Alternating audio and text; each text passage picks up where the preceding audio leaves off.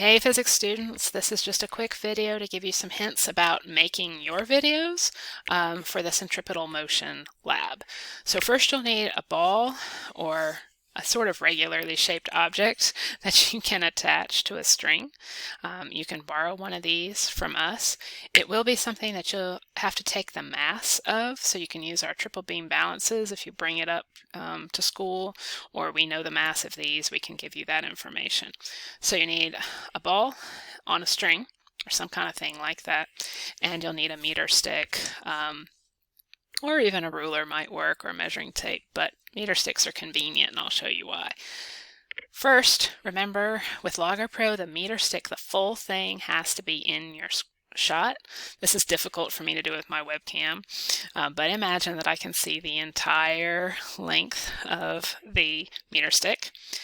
Second thing, when you measure the lengths, you're going to do two different lengths, and those lengths will be measured from where you're holding the string to the middle of the ball, right? Or you can measure the radius of the ball and add it to the length of the string, but in any case you want to include the radius of the ball.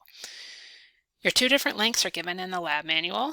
The first one is a little bit more than half of a meter, and then the other one is about a meter long. You want to make sure that it's not too short, and I'll show you why.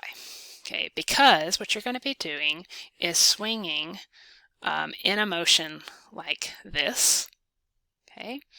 And you do not want the length of your string to be shorter than the path, than the radius of your motion. Okay, so the first one, it's only about half a meter. I'm going to shorten it a little bit so that you guys can see the whole thing. It's only about half of a meter, and so when I swing it, I don't want really big swings, because then you're going to find it difficult to calculate the angle if your hypotenuse is shorter than your radius. It's going to be a problem. So small swings is fine. Okay. You also don't want to swing like this. That's that two-dimensional motion I talked about in the other one. We are swinging where we have that angle. Okay, so measure the length all the way to the radius, swing it gently like this, and you should be good to go. Forgot my meter stick. Meter stick has to be about the same distance away from the camera as your hand is, as the center of motion, right? Because if I bring it too close or I bring it far away, my meter stick looked like it changed size. We want it to be a true measure of the length. So keep it in your hand or prop it up somewhere that's about the same distance as your ball. Final note here, when you go into Logger Pro, you want to start and set your origin when the ball is in this position. Not when your video first starts. You want to get it swinging. Okay, I want to have it going in a nice constant velocity. Constant is very important here. So constant velocity. So you want to bypass in your video the first kind of ramping up swings. You don't want this one. You want after you've gone.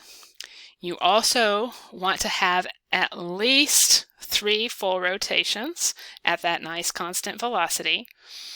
And so when you're looking at your video in Logger Pro, you bypass that first swing, and then you pause it when the ball is hanging down, right? I can't pause my video, but you pause it at this point. You set your origin in the center of that ball.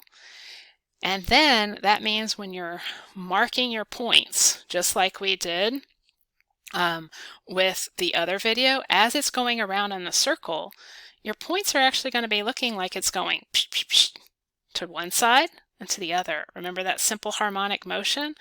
We are taking out that back and forth, and we're just looking at it, what it's doing in R. Okay, so set your origin here, bypass your first couple of swings, and give me at least 3 full rotations when you're marking your points. Keep marking. I know it's tedious. 3 full rotations. All right, guys, let me know if you have any questions.